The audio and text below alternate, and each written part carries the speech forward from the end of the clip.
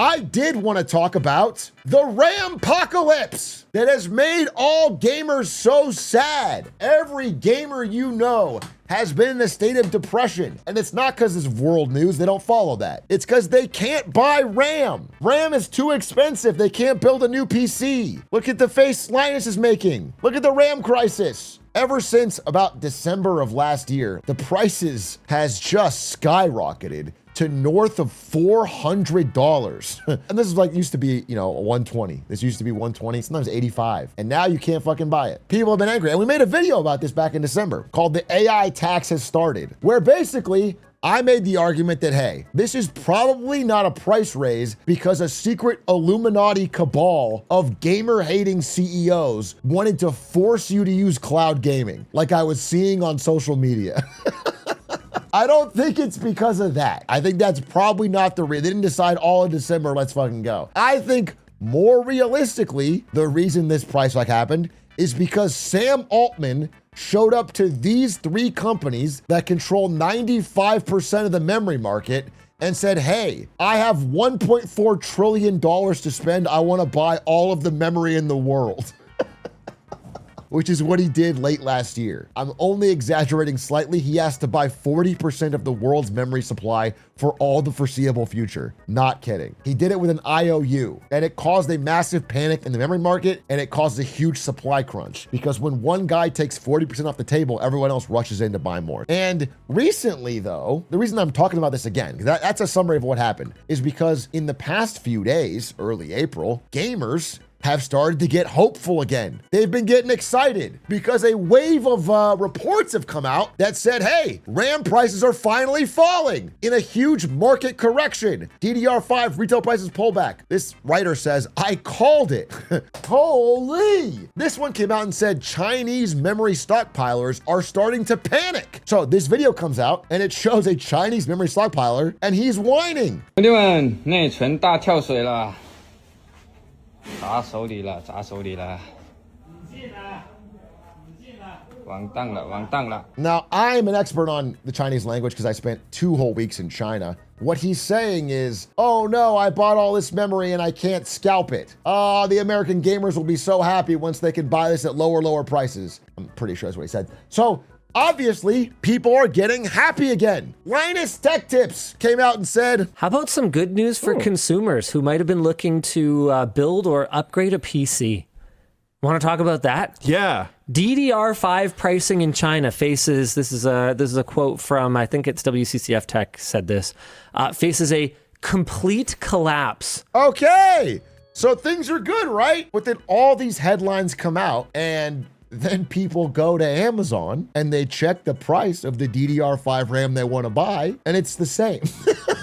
It's $400. Maybe it's down like 15 bucks or whatever, but it's $400, bro. Like all this noise and people can't actually buy cheaper RAM. And so I wanted to do a deeper dive on this story. Like, what's going on? Why is there an indication that it might be going one way? Why is it going the other? And what I found is a very, very interesting set of infinity stones, a set of factors that are all combining together to create a very interesting situation. And we'll start with not necessarily the stones, but the snap, because in the past few days, Sam Altman cut the $1.4 trillion spend that he had planned to do in half. OpenAI came out and said, hey, we gotta reset our spending expectations. Our entire compute target is now around $600 billion by 2030. Instead of $1.4 trillion, get out the door, let's spend it. It's like, well, maybe it's more like $600 billion.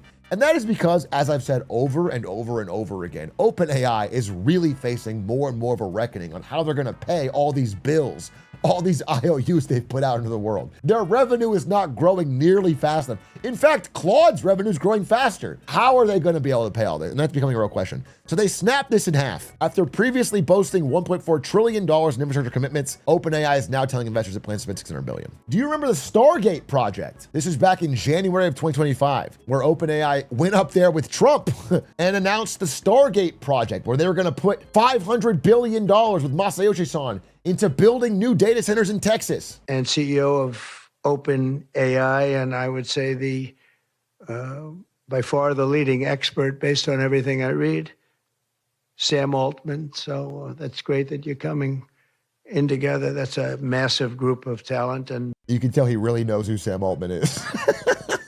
Well, let's flash forward a little over a year from this announcement, and it turns out this flagship data center the plans are ending. The big expansion idea has been totally shut down. Most of what they were planning to build, they can't get the parts for or have the cash to finance. And in fact, it's not just OpenAI. Half of all planned US data center builds have been delayed or canceled. The truth is, the combination of like local government and local political pushback, the fact that you can't get the power, half the time they don't have enough power to turn these things on, and then there's parts from China that they're finding it hard to get in the quantities they need to build. So all these things are combined together to make the data center build out less concrete. And yet, memory prices are still $400. They needed all this memory to build the data centers. Why the disconnect? And that's what I want to go into, okay? By the way, OpenAI, even though they can't do their Stargate project the way they designed it, and even though they're cutting their spending expectations in half, they did still have time to buy a podcast.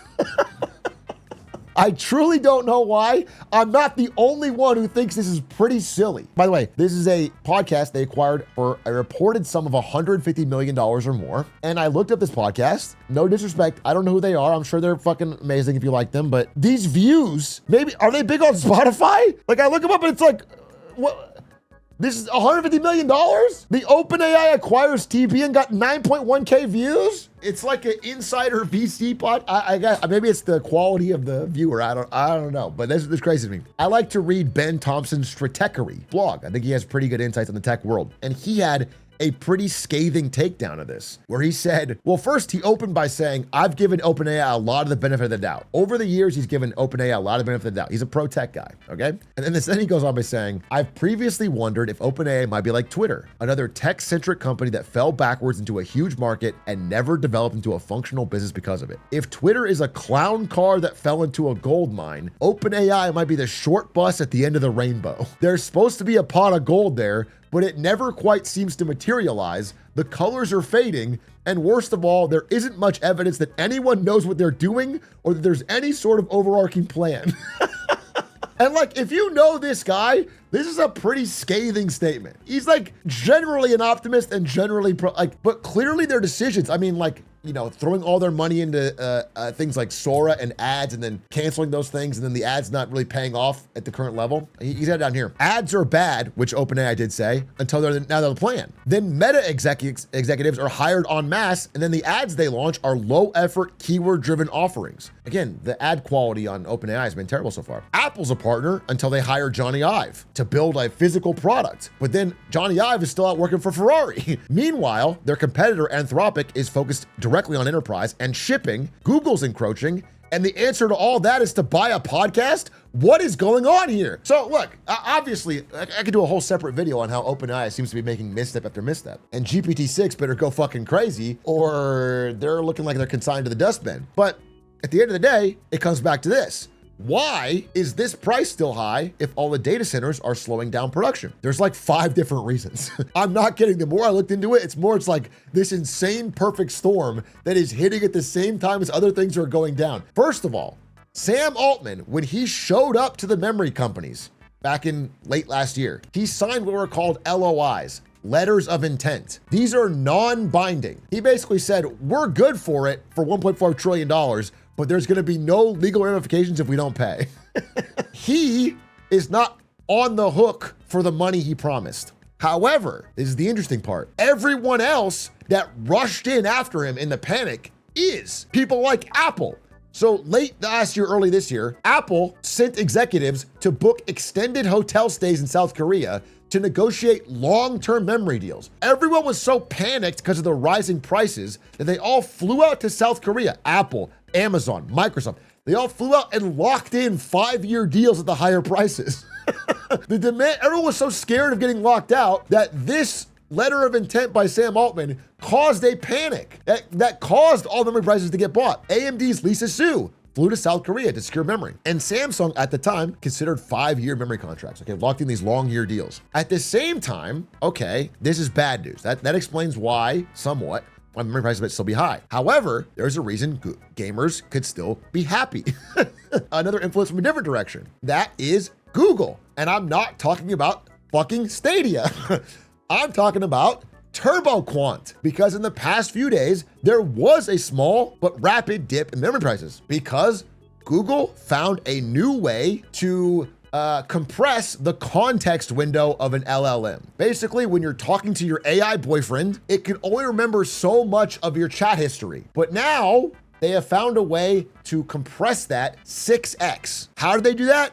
I'm gonna explain it by this image they showed. I have no idea what it means.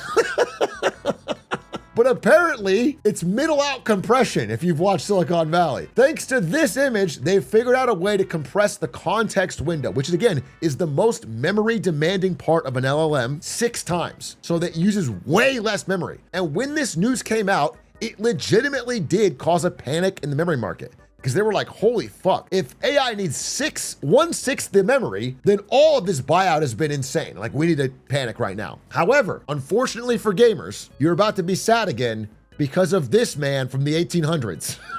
His name is William Stanley Jevons, and he, thinking emoji, figured out Jevons Paradox, which is why the market did not crash memory prices. Jevons, seen here in the 1800s, noticed something. He's a bit of a noticer, okay? And he noticed that everyone was using this shitty, inefficient steam engine to do things in the 1800s. He noticed that it took a fuck ton of coal, they put it into the steam engine, and then it did an action in the factory. And he's like, hey, how come whenever we invent a brand new, better steam engine that uses less coal to do the same thing in a factory, how come we're not using less coal? And what he realized was, instead of saving on coal when this gets more efficient, people just build more factories. The truth is, Jevons Paradox is the idea that as these costs get more efficient, people just find new ways to deploy it and you end up with a greater total demand. A modern example might be that, like, it used to be really, before modern compression algorithms, sending even a 360p video took up a lot of bandwidth. The idea would be like, oh, if we find a way to compress this video, you would use less bandwidth in your phone. But in fact, what we did was just stream a lot more and 4K and watch Atrioc while watching One Piece while scrolling TikTok. All in higher qualities. Like, the idea is we actually consume a lot more as it gets cheaper and more efficient, not less. So in this case, the idea is that even if Google is correct here and they can compress context windows and use less memory, we're just gonna go from this conversation with our AI boyfriend to this one. We're just gonna use longer context windows and they're gonna make more AI stuff. Like, the idea is not that they'll be losing less memory. So again, that is a reason why memory prices are not going down. And then additionally, let's fly whoosh out to a factory in South Korea where most of the world's memory is made. This is like one of them right here. What do you think are some of the inputs that are really important going into this factory? Well, I'll tell you. On one side, there's energy, largely through liquefied natural gas, LNG. Another side is helium. Helium is extremely important. I don't know if you guys have possibly if you guys are deep cut enjoyers of the news, if you're really tuned in, you might have possibly heard about the Strait of Hormuz in the past few days. If you're really locked in, maybe this crossed your mind. It turns out that energy and helium to South Korea are both products of the Strait of Hormuz. And so, as South Korea flags uncertainty from Qatar LNG plant damage, and as helium stocks of South Korea's chip makers are only gonna last until June, this panic is causing memory prices to rise, even as data center demand might cause it to fall. It's all counteracting. Additionally, another thing is happening. Another thing. So, because memory prices have been so high, again, go back to this $400. Because they've been so high, the memory companies have been making incredible windfall profits. Samsung is cashing in on the memory crisis as it estimates profits of over 8 times this period of last year. They love it.